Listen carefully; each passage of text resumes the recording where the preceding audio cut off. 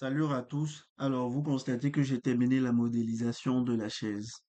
Je peux continuer, donc je peux continuer à ajouter des détails, mais je préfère m'arrêter là pour ne pas rendre le tutoriel assez long. Alors, vous remarquez que ici, j'ai adouci les faces de cet objet-là. J'ai utilisé l'option Shade Smooth. Il y a également l'option Shade Auto Smooth. Alors, je sélectionne effectivement l'option que j'ai utilisée, c'est Shade Auto Smooth. La différence, c'est que Shade Auto Smooth s'appuie sur les angles des objets pour les adoucir.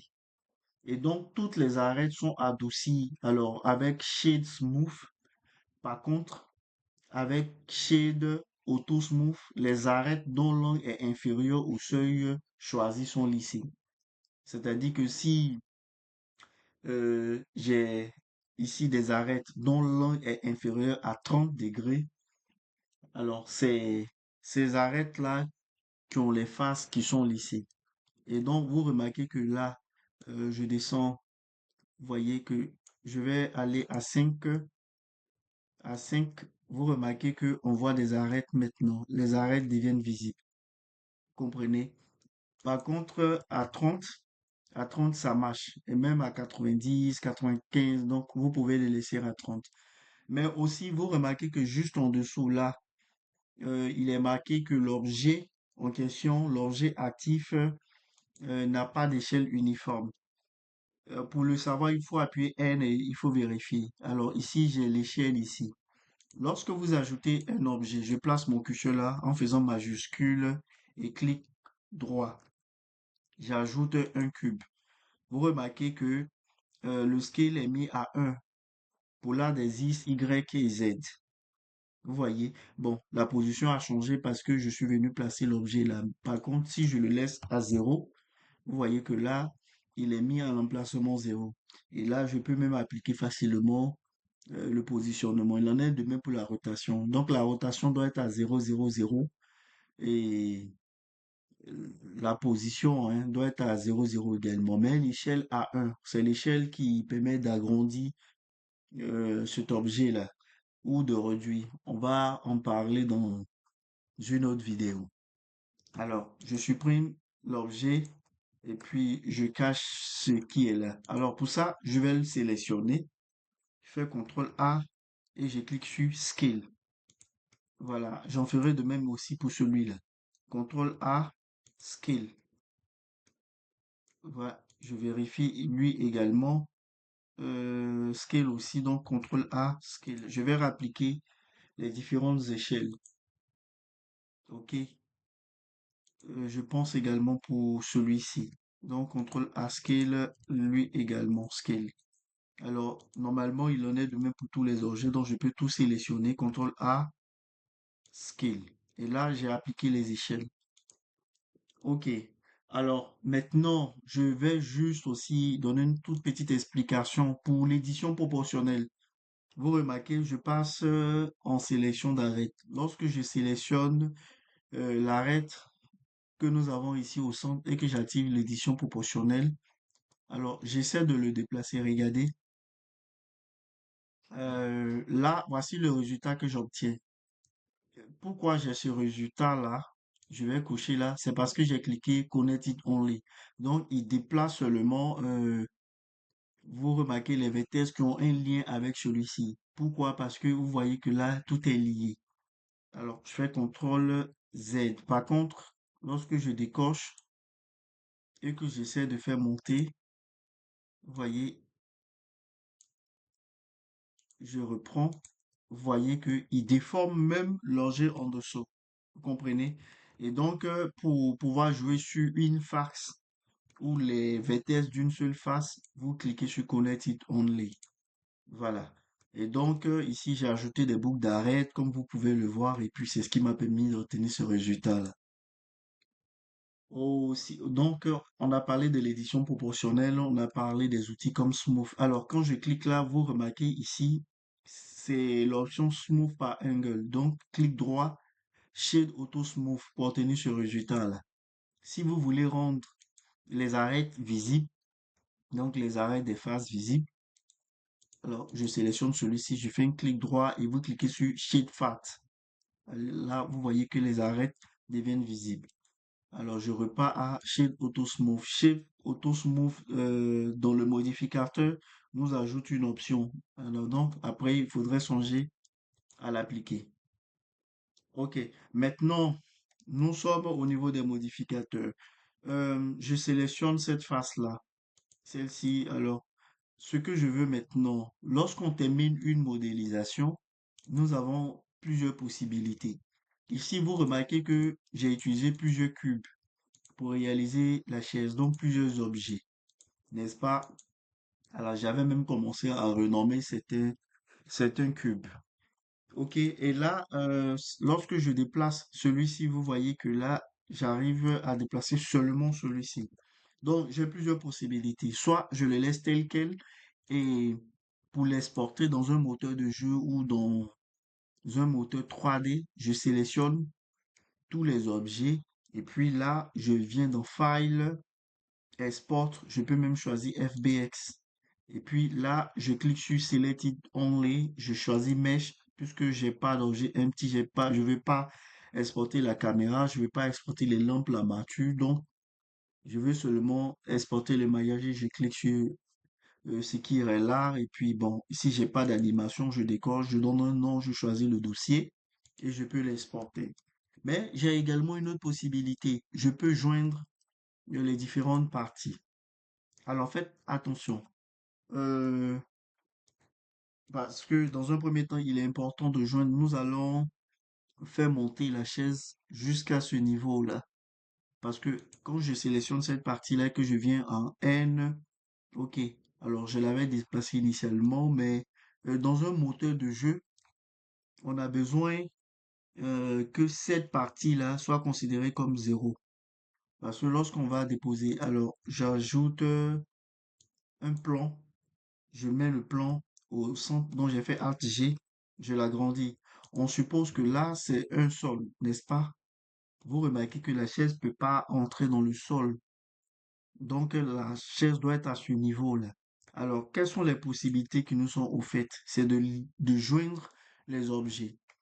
Et donc, on peut décider de joindre tous ces objets-là à un seul, que ce soit celui-ci, celui-là ou celui-là. Et puis, après, on aura à déplacer le point pivot de transformation, qui est ce petit point orange que nous voyons là. Mais faites attention, vous voyez que des objets n'ont pas de modificateur, notamment celui-ci. Celui-là a un modificateur. Alors, regardez le résultat qu'on aura. Lorsque je sélectionne cet objet-là en premier, parce que pour les joindre, on sélectionne le premier qu'on veut joindre à l'autre. Alors, je vous le montre pour ceux qui ne comprennent pas. Voilà, ici j'ai un cube. Et puis ici aussi j'ai là, j'ajoute le cône qui est là. Vous voyez, je peux déplacer cet objet-là simplement. Celui-là également. Mais lorsque je vais les joindre, donc, je prends celui-là, je sélectionne celui-là également, celui-là en premier, celui-là, je fais CTRL J. Et là, ça forme un seul objet que je peux déplacer. Vous comprenez? Mais qu'est-ce qui se passe? Cet objet-là va copier les propriétés de l'objet que nous avons, celui que nous avons sélectionné en deuxième partie. Je fais CTRL Z. Et lui là, je vais lui donner,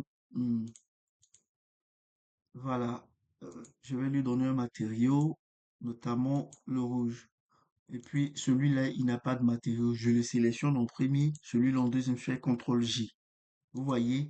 Alors, il aura également un autre matériau, mais qui est vide, parce que il a utilisé le matériau qui est là. Maintenant, je fais CTRL Z pour reprendre. Ok. Je sélectionne celui-là en premier et celui-là en deuxième, et je fais CTRL J. Vous remarquez? Et donc, il les associe et il copie les matériaux. Mais pour ce qui concerne là, les modificateurs, celui-là n'a pas de modificateur. Celui-ci, on a. Je me mets là. Alors donc, je les sélectionne. Je sélectionne celui-là, je fais CTRL J. Voilà. Et voilà ce que ça nous donne. Alors, faites attention parce que souvent les modificateurs se répètent. Vous voyez? Et donc, le résultat peut être vraiment étrange. Donc, Je fais CTRL J pour reprendre. Alors, ce que je vais faire pour éviter tout cela, c'est d'appliquer les modificateurs. Donc, appliquer les différents modificateurs. Ok. Alors, donc, très rapidement, hein, je peux reprendre ce cube que voici pour juste encore présenter ce que je disais. Ce cube-là, je vais rajouter le modificateur miroir. Je vais d'abord faire apply location. Vous voyez que là, il se retrouve là. Et j'ajoute ce cône-là. Celui-ci, vous voyez, vous remarquez qu'il n'a pas de modificateur, n'est-ce pas? Alors, je le sélectionne en premier. Je sélectionne ce cube-là. En deuxième, je fais CTRL J. Et vous remarquez, il copie les modificateurs du cube. Donc là, on a une deuxième partie du code qui est rajoutée. Je fais CTRL Z pour annuler. Et puis, si c'est maintenant celui-là, le cube que je sélectionne en premier, et celui-là en deuxième, vous allez voir que le cube va copier les propriétés de celui-ci. Et comme celui-là, il a le modificateur miroir et que celui-là n'en a pas, voici ce qui va se passer. CTRL J, vous voyez qu'il supprime le modificateur. Donc, avant euh, de les joindre, il faudrait songer à appliquer les modificateurs. Alors, je prends celui-là. Si je suis d'accord avec le résultat voulu, donc je clique sur Apply. Apply, donc je vais cliquer sur Apply. Alors, on applique les modificateurs en mode objet et pas en mode édition. Je suis en mode édition ici, vous voyez que là, c'est grisé. Et puis aussi, il y a ce qui est important. Lors d'application des modificateurs contenants, vous commencez par le bas parce que là, ça peut donner un résultat vraiment étrange. Si j'applique d'abord le premier, celui qui est au-dessus, donc par le bas, alors il me dit que modificateur was not first result, ok. Vous voyez. Donc, commencer, respecter l'ordre, ok. Alors donc, on va commencer juste par le haut pour descendre. Ok. Donc, on applique les différents modificateurs. J'essaie de voir. Ensuite, ok. Et là, j'applique également celui-ci et celui-ci. Ok. Voilà, nous avons terminé. Maintenant, on peut les joindre. Je peux décider de les joindre à ce pied-là ou à celui-ci ou à celui-là. Ok, ça dépend de moi, n'est-ce pas? Donc celui-là, je vais le joindre à celui-ci. CTRL J. Ensuite, celui-là, celui-là, celui-là, ça aussi, je vais le joindre à celui-ci. CTRL J. Et puis, ça nous donne, dans la partie collection, il nous reste deux objets. Donc, je vais joindre cet objet-là à celui-ci. CTRL J. Et là, il me semble qu'il manque, il y a un autre. Donc, je le joins à celui-ci, CTRL J. Et nous avons un seul objet que nous pouvons appeler char. Voilà. Maintenant, j'aurai besoin de déplacer. Vous voyez qu'on a le point pivot de transformation qui est juste au centre. Oui, c'est correct. Mais je veux le placer juste en dessous. Et qu'est-ce que je fais? Remarquez que je sélectionne mon objet. Lorsque je le déplace, le point également monte, n'est-ce pas? Alors, pour éviter cela, je passe en mode édition. Je fais A pour tout sélectionner. Il y a l'édition proportionnelle qui est activée. Je désactive. Donc, A pour tout sélectionner. Et je monte. Je monte jusque là. Voilà. OK. Alors, je préfère les mettre là. Oui, ça marche. Voilà. Et cette partie-là, je clique là, je passe en mode wireframe. Je peux faire monter hein, celle-ci légèrement. Voilà. OK. Et donc, j'ai bien placé le point pivot. Vous voyez? Alors, lorsque je vais l'exporter dans un moteur de jeu, il y aura un sol, n'est-ce pas? Vous voyez que là, il sera juste au-dessus. OK. Alors, je vérifie. Et puis, en ayant terminé, je peux maintenant tout appliquer. Hmm, j'essaie de vérifier ici, c'est bien placé. Ici également, OK. Et donc, je le sélectionne. Je fais CTRL A, Location. La rotation également. Alors, il me dit, OK, ça va. Je fais donc CTRL A, rotation. Le scale aussi à 1. Voilà, j'ai appliqué les différentes transformations. OK. Et puis, on va continuer maintenant à optimiser notre chaise. Alors, nous allons optimiser nos maillages. Vous voyez que lorsqu'il sera exporté, certaines parties seront pas visibles, même dans Blender, n'est-ce pas? Il y a certaines parties qui seront pas visibles. Alors, je peux supprimer ces parties-là. Vous voyez, parce que ça fera des faces en plus. Donc, pour cela, je vais d'abord commencer par celui-ci, parce que là, il a des parties qui seront pas visibles. Je le sélectionne, je fais majuscule H pour cacher les autres parties. Vous voyez que cette partie-là et celles-ci sont pas visibles. Donc, X, je clique sur face pour les supprimer. Je fais Alt H pour amener les autres. Alors, si vous estimez que ces parties-là ne seront pas visibles, vous pouvez les supprimer. Sinon, vous pouvez même les conserver. J'en ferai de même pour celle-ci. L, L, Alt, majuscule H. Je supprime cette partie. Celle-ci également.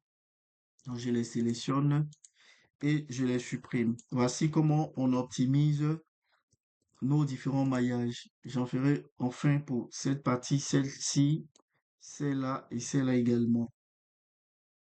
Donc là, je les sélectionne rapidement et puis je les supprime. Il arrive souvent même aussi qu'on enlève certains vertex ou quelques arêtes. Bon, maintenant, j'ai aussi cette partie-là que je peux optimiser. Donc, vous voyez, je survole majuscule H et puis je peux l'enlever. Celle-ci, celle-là également. C'est des parties qui seront vraiment pas visibles. Et puis là aussi, ça va nous faciliter les choses lorsque nous allons les déplier. Ok, voici comment je peux optimiser ma chaise. Alors, si j'enlève ces boucles d'arête là, ça peut déformer légèrement la chaise. Sinon, voici comment on le fait. Je vais juste vous montrer comment ça marche. Alors, j'ai cliqué dans le vide, donc majuscule Alt et je sélectionne cette. Alors, je reprends, je clique la sélection d'arête parce que j'étais en sélection de face. Donc, majuscule Alt, je sélectionne la boucle d'arête. Bon, je vais le faire ici pour que vous puissiez voir. Vous voyez? Alors, vous voulez sélectionner cette boucle d'arête là, ne cliquez pas sur euh, Edge. Vous voyez que là, ça supprime ces différentes parties. C'est qu'il faut faire X ou vous revenez dans Dissolve Edge. Et vous voyez que là, ça a changé légèrement de forme. Donc, je fais CTRL Z pour amener. Et puis aussi, lorsque vous êtes en train de travailler dans Blender, il arrive souvent qu'on fait plusieurs CTRL Z. Alors, vous pouvez aller dans Edit, Préférences, Système, Système. Regardez ici en 12 steps, c'est-à-dire je peux faire CTRL Z pour annuler les différentes parties 32 fois. Je peux mettre à 60.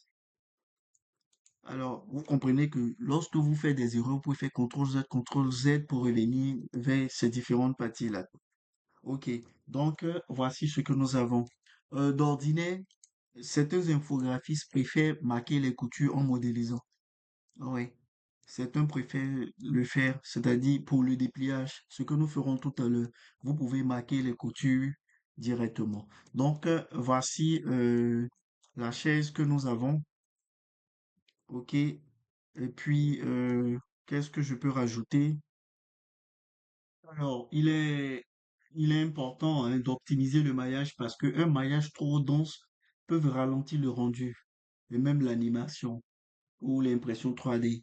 Lorsque vous exportez ce maillage-là dans un moteur de jeu, vous voyez que je sélectionne cet objet-là et puis là, je viens ici, je clique sur statistiques et vous remarquez qu'on a le nombre de triangles ou le nombre de faces. Vous pouvez remarquer que sur des sites, ces informations-là sont affichées parce qu'un maillage trop dense peut créer des soucis de performance. Il y a plusieurs objets dans la scène et quelquefois vous allez remarquer que lorsque vous avez plusieurs polygones dans votre moteur 3D, le moteur 3D c'est les logiciels de modélisation et les moteurs de jeu c'est ce qui permet de développer les jeux vidéo. Alors lorsque vous avez plusieurs objets, vous remarquez que ça ralentit votre moteur 3D. Blender peut devenir long parce qu'il y a plusieurs objets. Voilà pourquoi le plus souvent il faut optimiser votre maillage. Donc, optimiser, c'est enlever les parties superflues. Ça peut être les faces, ça peut être des arêtes. Alors, vous remarquez que si j'ai plusieurs arêtes ici, là, je fais une boucle d'arêtes. Si initialement, j'avais ajouté plusieurs arêtes, je peux venir supprimer des arêtes. Lorsque je sais que ça n'impacte pas véritablement sur le rendu ou sur le résultat final. Alors, ces arêtes-là, je peux sélectionner ces boucles d'arêtes et puis faire X et dissolve edge. Comme je vous ai montré, si c'est des vertex, dissolve vertex. Et puis, certaines parties qui sont pas visibles, on peut les supprimer. OK. Alors, maintenant, il arrive que le plus souvent, lorsque on est en train de modéliser, on clique sur Backface Curling. Pourquoi Backface Curling? Alors, j'explique rapidement. J'ai ajouté celui-là. Vous voyez, je supprime cette partie-là, la face. Alors, quand Backface Curling est activé, vous voyez que je l'ai réactivé tout à l'heure. Backface Curling est activé. On sait que cette partie-là n'est pas visible, cette face-ci, mais normalement, celle-ci devait être visible. Alors, quand je regarde, vous voyez que là, c'est invisible parce que c'est la face arrière. Donc, Backface permet de voir si vous avez, par erreur, retourné certaines parties. Vous voyez, parce que cette face-là, je l'ai montré une fois, là, ici. Lorsque on affiche là, cette tangente-là, ce qu'on appelle les normales, ce qui veut dire que la face est orientée, la face avant est orientée vers cette partie-là. Et là, juste à l'intérieur, c'est la face arrière. Vous voyez? Alors, si par magie, je change, je renverse, cette face-là, vous remarquez, je viens de la renverser en faisant Alt N et Flip. Vous remarquez que maintenant, elle est orientée à l'intérieur. Ce qui veut dire que lorsque j'aurai mon back face curling, cette partie-là ne sera pas visible. Vous voyez qu'elle n'est pas visible. Par contre, celle-ci l'est. Pourquoi? Parce que la face est orientée juste à l'intérieur. Et donc, pour corriger cela, alors, je vais cliquer là pour pouvoir sélectionner cette face. Vous sélectionnez cette partie-là. Vous faites Alt N et Flip. Vous voyez que là, ça a ramené cette face-là. Ok. Donc, vous pouvez faire ces vérifications en cliquant sur Backface Curling pour voir ces parties-là. Et puis, certaines personnes aussi en modélisant aiment activer Cavity. Cavity, c'est juste, ça n'a pas d'impact réellement sur... Alors, vous voyez, j'essaie de faire tourner ma scène, mais ça bouge. J'ai pas le résultat escompté. Donc, pour pouvoir tourner autour de la chaise, je sélectionne la chaise, j'appuie sur le point du pavé numérique. Et là, je peux tourner la scène. C'est la scène qui tourne, ce n'est pas l'objet. Vous remarquez que cette scène est en train de tourner. Voici l'objet qui va tourner RZ. Voilà, je fais tourner maintenant mon objet. CTRL Z. Alors, faire tourner la scène autour, c'est avec la molette de souris. Et donc, certaines personnes activent Cavity. C'est juste pour soit sélectionner bof et puis avoir, vous voyez ces résultats-là. OK? Alors, aussi, on peut, pour l'affichage, bon, cliquer Face Orientation. Lorsque je clique Face Orientation, remarquez, je vais sélectionner cette partie-là, par exemple. OK, là, je vais désactiver d'abord ce qui est là. Ensuite, j'ai sélectionné cette face-là, je la supprime. Vous voyez? Alors, avec Face Orientation, le logiciel normalement nous montre l'orientation de la scène. Donc, je vais couper Backface Scaling pour voir le résultat. Et voilà, quand je désactive Backface Scaling, ces parties rouges là, c'est des parties qui seront pas rendues. Vous comprenez? Alors, je passe en mode édition et puis je sélectionne ces parties là. Là, je fais Alt N Flip. Voilà. Alors, si vous activez ici Face Orientation et que vous remarquez que cette partie-là devient rouge, même en étant en affichage solide, vous saurez que ces parties-là ne seront pas visibles. Donc, c'est tout ce qu'on fait pour vérifier. Alors, je vais reprendre d'abord. C'est ce qu'on fait pour vérifier comment l'objet sera affiché. Donc, je fais CTRL Z pour tout annuler.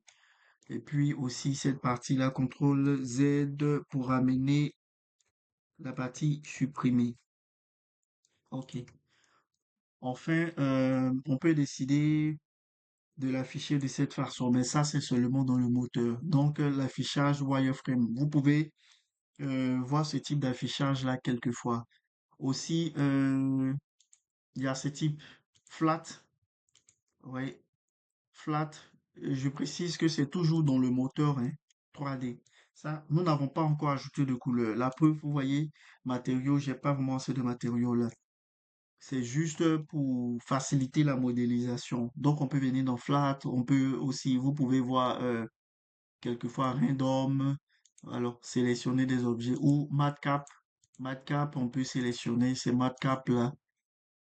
C'est juste pour voir aussi comment, c'est pour faciliter la modélisation. Donc, c'est là où vous pouvez les sélectionner. Par défaut, c'est mis sur Studio.